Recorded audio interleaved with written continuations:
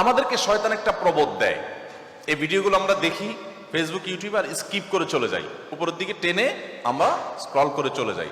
শয়তান আমাদেরকে বলে, তোমার কি করার আছে, তুমি একটা সামান্য, একে তো বাংলাদেশের মতো একটা ছোট্ট দুর্বল দেশ, আবার সে দেশের একজন অতি সাধারণ একজন নাগরিক, একজন নগণ্য মানুষ, তুমি এই আন্তর্জাতিক সমস্যার সমাধান করার মতো ক্ষমতা তো তোমার হাতে নাই, তোমার কি করার আছে?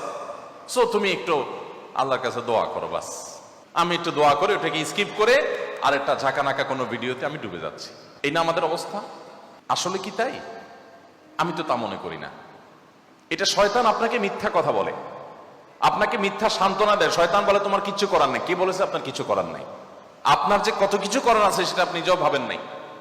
আল্লাহ তাআলা আপনাকে জিজ্ঞাসা করবেন না তুমি সেখানে সামরিক শক্তি কেন পাঠাও না, কারণ সামরিক শক্তি আপনার হাতে নাই। আল্লাহ আপনাকে এটা জিজ্ঞেস করবেন না। আল্লাহ আপনাকে বলবেন না তুমি মানবিক সহায়তা নিয়ে শত শত হাজার হাজার টন কেন খাবার পাঠাও নাই সেখানে, কারণ এই ক্ষমতা আপনার হাতে নাই। আল্লাহ এটা জিজ্ঞেস করবেন না। আল্লাহ জিজ্ঞাসা করবেন তোমার হাতে একটা ইহুদি পণ্য তোমার বাসায়, তোমার টয়লেটে, তোমার বেডরুমে, তোমার প্রত্যেকটা জায়গা, কখনো সাবানের নামে, কখনো শ্যাম্পুর নামে, কখনো লোশনের নামে, কখনো চকলেটের নামে, কখনো ড্রিঙ্কসের নামে, কখনো রেস্টুরেন্টের ফাস্টফুডের নামে, তোমার বাসার প্রতিটা কক্ষে কক্ষে, প্রতিটা টয়লেটে তাদের পণ্যগুলো শোভা পেয়েছে। এই পণ্য বেচা টাকা দিয়ে তারা বোমা হামলা করে মানুষ মেরেছে। তুমি শুধুমাত্র তাদের প্রতি সিম্পেথি দেখাতে পারতে, সেটা তো দূরের কথা, উল্টো বরং তুমি সেই বোমা হামলার সঙ্গে জড়িত। তুমি জেনে হোক আর না জেনে হোক, তুমি বুঝে হোক আর না বুঝে হোক, তুমি কিন্তু সেই বোমা হামলার সাথে জড়িত। প্রতিদিন তুমি চাঁদা দিচ্ছ ফিলিস্তিনের মানুষকে হত্যা করবার জন্য। আল্লাহ এই কথা বলবেন? এই কথা বলার যথেষ্ট সুযোগ আছে? প্রতিদিন আপনি চাঁদা দিচ্ছেন। আমি একটা পেস্ট কিনতেছি না, আমি একটা বোমা হামলার জন্য টাকা ইনভেস্ট করছি বা চাঁদা দিচ্ছি। প্রতিদিন বাংলাদেশের প্রত্যেকটা মানুষের কাছ থেকে, প্রতিটা মানুষের ঘর থেকে ওরা চাঁদা তুলে নিয়ে যাচ্ছে। আপনি মনে করছেন মুদি দোকানে গিয়ে আমি মালামাল কিনে আনছি। আল্লাহর কসম করে বলছি এটা মালামাল কিনা না। এটা আপনি দেখছেন মালামাল কিনা, আমি এটাকে মালামাল কিনা দেখছি না। আপনি দেখছেন আপনি পেপসি বা কোকা কোলা বা সফট ড্রিঙ্কস এদের যেগুলো আছে সেগুলো আপনি ডক ডক করে গিলছেন। আমি দেখছি সেগুলা লাল কালারের ওই পেপসি না, এগুলো হলো ফিলিস্তিনের মানুষের রক্ত।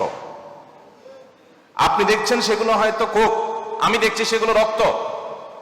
বাংলাদেশের মানুষ এরকম ভুলো জাতি পৃথিবীতে আরেকটা আছে কিনা আমি জানি না।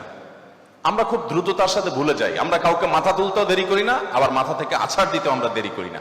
এটা আমাদের একটা দুর্বলতা। আমাদের এই দুর্বলতাটা আমাদের কাটিয়ে ওঠার চেষ্টা করা দরকার। আমরা কয়দিন খুব জোরে সোরে বয়কট করে এরপরে আবার আমাদের সবকিছু সয়ে যায়। এক ভাই খুব চমৎকার বলেছেন, আমরা মানিয়ে নিয়েছি শোক, আবার উদরে ঢালছি কোক। আপনি নামাজ পড়তেছেন, আপনি সেজদা করতেছেন, আপনি অনেক কিছু করতেছেন, দিন শেষে আপনি মুসলমানদের হত্যার সঙ্গে জড়িত। আপনি নিরীহ মা শিশুগুলোকে হত্যার সাথে জড়িত, আপনি জানছেনও না। আমরা মুসলমানরা যদি শুধুমাত্র তাদের পণ্যগুলো বয়কটটা যদি যথাযথভাবে করতে পারি, তাহলে তারা অন্তত 50% এমনিতেই সাইজ হয়ে যাবে। আমি তো মনে করি যে এই প্রেক্ষাপটে, এই বাস্তবতায়, ফিলিস্তিনের এই বাস্তবতা অন্তত আপনারা যদি প্রত্যেকে আন্তরিক হন এবং সচেষ্ট হন, তাহলে সেক্ষেত্রে আপনারা বাণিজ্যিকভাবেও লাভবান হতে পারেন, কিন্তু সেটা মূল উদ্দেশ্য থাকবে না। আপনারা মূলত দ্বীনি চেতনা থেকে এই কাজটি করবেন। আল্লাহ তাআলা আমাদের সবাইকে আমাদের যে দায়িত্বটুকু আছে সেই দায়িত্বটুকু আদায় করার তৌফিক